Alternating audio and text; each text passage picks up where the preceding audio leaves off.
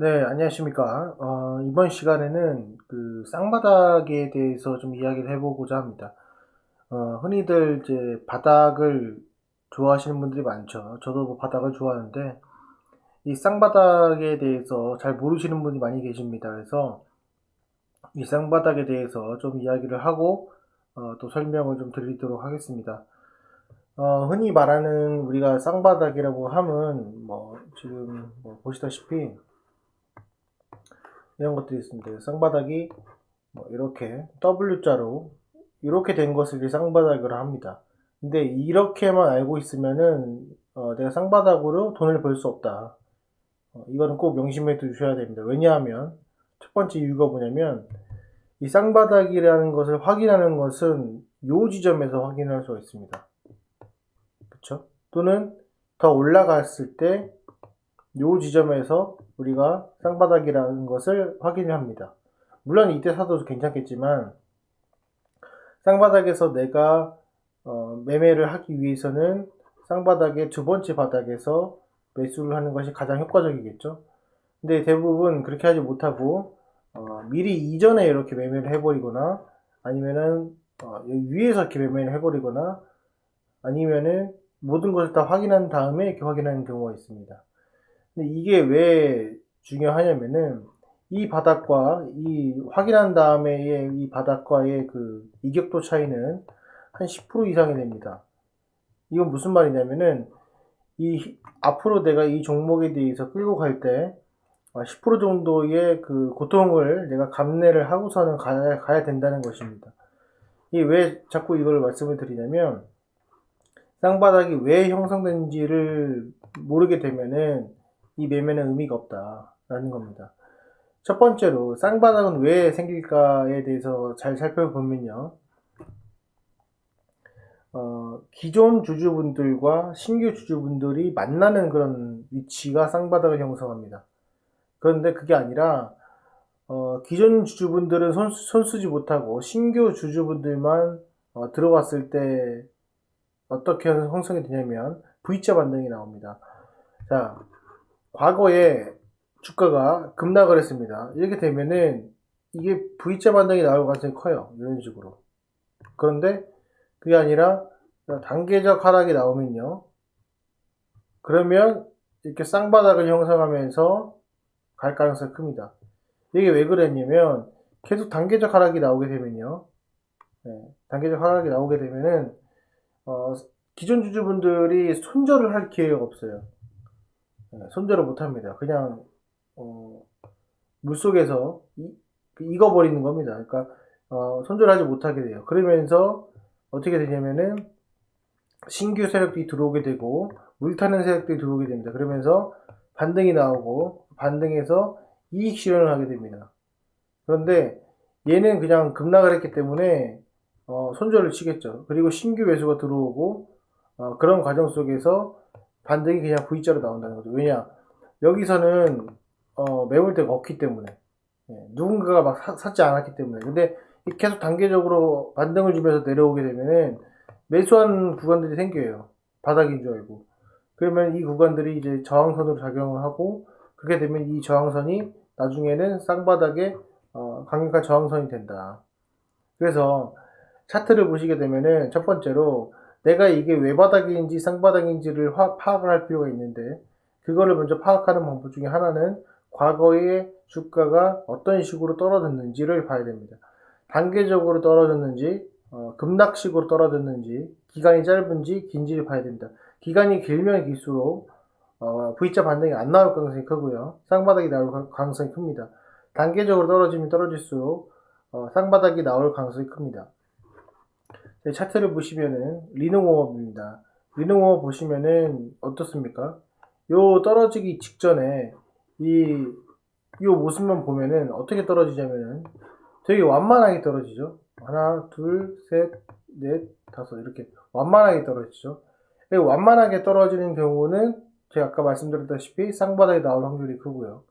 그죠? 그리고 이렇게 단계적으로 떨어질 때는 쌍바닥이 나올 확률이 큽니다. 그래서 첫 번째 바닥이 여기에 형성이 되어 있고요. 두 번째 바닥이 여기에 형성되어 있습니다. 이게 왜 어떻게 확인을 할 수가 있냐면 이 떨어질 때의 부분에 해당하는 이 부분과 여기 이제 반등을 줘서 고점이 형성한 이 부분의 거리랑 요거를 그대로 이동을 해보면은 거의 유사하다는 걸 알 수가 있습니다. 그죠? 이게 이제 간극의 길이가 거의 동일시에 됐을 때 이 쌍바닥이 더 유효하다고 볼 수가 있고요. 지금 이거 보시면은 직전 바닥보다 이후 바닥이 항상 높죠. 항상 높아야 됩니다. 그래야지만 쌍바닥이 유효합니다. 근데 이제 이거 같은 경우에는 저점 대비 봤을 때 그 위에 저점이 한 8% 가까이 되죠. 이거는 아주 강한 쌍바닥이라 볼 수가 있습니다. 이런 것들은 추후에 이 바닥을 통해서 올라가는 모습을 볼 수 있고요. 항상 이 쌍바닥의 저항선 이후에 이 눌림목이 발생을 합니다. 그래서 이 눌림목이 눌린 다음에 올라간다 이런 거고, 거래량은 쌍바닥이 나타난 이후부터 거래량이 점점 더 실리는 모습을 볼 수가 있습니다. 이게 중요한 내용입니다. 여기 보시면 될 것 같고, 또 뭐 여러 가지가 더 있지만은 지금 뭐 이런 거 같은 경우에는 쌍바닥이라고 할 수 없죠. 어떻게 쌍바닥이라 할 수 없습니다. 이런 것들은 내가 뭔가를 찾는데 큰 도움이 안 된다 이런 거고, LG 디스플레이도 보시게 되면은 쌍바닥이 나오냐라고 했을 때 지금 여기서는 쌍바닥이 하나도 안 보이죠. 쌍바닥이 하나도 안 보입니다. 왜냐면은 이 조정 자체가 상당히 짧기 때문에 이 쌍바닥이라는 것이 잘 보이지가 않습니다. 이렇게 좀 파악을 해 두시면 될 것 같고, 여기 좀 보시면은 쌍바닥이 보이는 부분이 있는데 주가가 이제 올라가다가 내려갑니다. 하나 둘 셋 반등 주고 하나 둘 셋 이렇게 떨어졌을 때 이때의 직전 저점이 이 집계형으로 바닥이 형성되고요. 그 이후에 반등 이후에 또 바닥이 형성이 됩니다. 여기 보시면은 바닥이 형성된 이후부터는 지금 이때의 거래보다 거래량이 많아지는 것을 볼 수가 있습니다. 그렇죠? 이렇게 볼 수가 있고, 이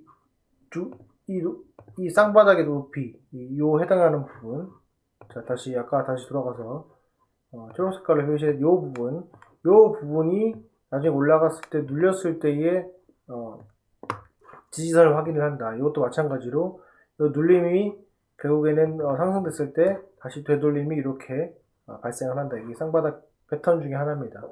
이것도 급락이 아니라 이렇게 단계적으로 하락하는 모습을 보여줬을 때 이런 바닥의 모습을 보인다. 그래서 두 번째 바닥이 나왔을 때, 그리고 상승했을 때 매수를 하게 되는데 그렇게 되면 어떻게 되냐면 내가 이 저점에서 매수하는 것보다, 그리고 여기서 매수하는 것보다 얼마나 비싸게 사냐면은 한 10% 정도 비싸게 산다고 했죠. 여기서 보시면은 대형주임에도 불구하고 8.4% 정도, 그리고 한 7% 정도 비싸게 사는 그런 모습을 볼 수 있습니다. 그래서 이런 것들은 제가 어떻게 하느냐라고 보면은, 첫 번째의 쌍바닥이 이렇게 나왔을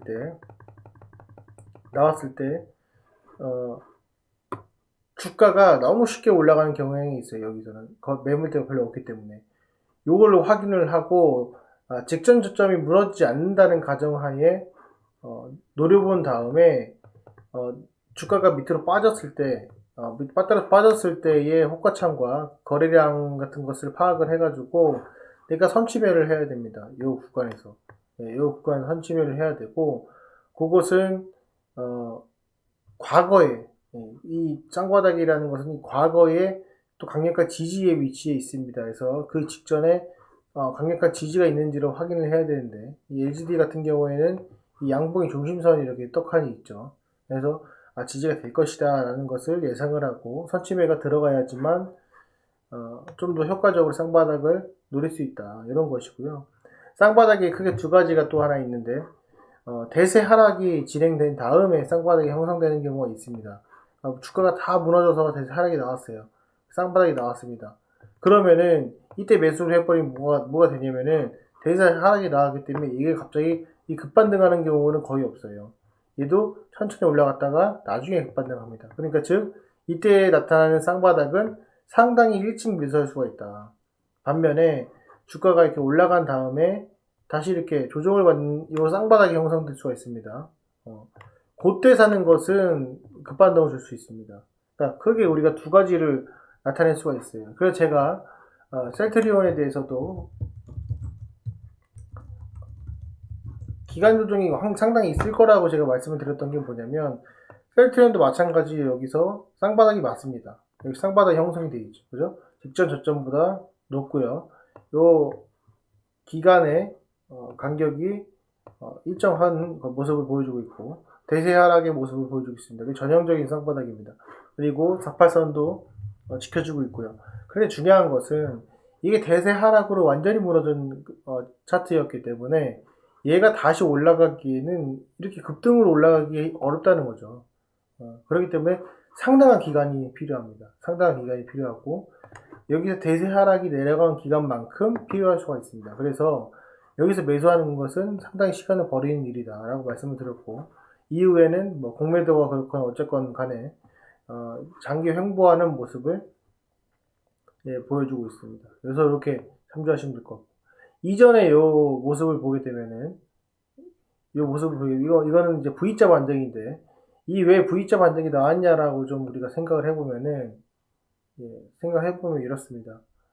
지금 주가가 이렇게 횡보를 하다가, 이게 도명이라고 제가 말씀을 드렸습니다. 도명도 나중에 좀 설명을 드리겠지만, 하다가 갑자기 급락을 했어요. 하나, 둘, 셋 이렇게 끝났습니다. 그러면 결국에는 급락을 했기 때문에 여기서까지는 그냥 V자 반등이 나오는 겁니다. 아시겠죠? 쌍바닥이 안 나오는 겁니다. 이래서 이제 올라간 건데, 우리가 이제 가장 중요한 것이 쌍바닥이 상승 이후에 나타나는 것인지 대세 하락 다음에 나타나는 것인지를 파악해야 되고, 그리고 성취율이 높은 것은 대세 하락 다음에 쌍바닥을 사는 것은 물론 저점에 사는 건 맞겠지만은 상당히 비싼 가격에 사는 것이다.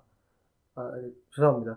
상당히 일찍 사는 것이다. 이렇게 판단을 하시면서 오늘 제가 드린 말씀 쌍바닥, 더 많은 것도 있겠지만 자세한 건 또 제가 라이브에서도 설명을 드리겠습니다. 어떻게 이렇게 참조하셔가지고 여러분들이 이 패턴 매매에서 가장 기본이 되는 쌍바닥 잘 확인하셔가지고 투자하시는데 조금이나마 도움이 되셨으면 좋겠습니다. 오늘 영상은 여기까지 하겠습니다. 감사합니다.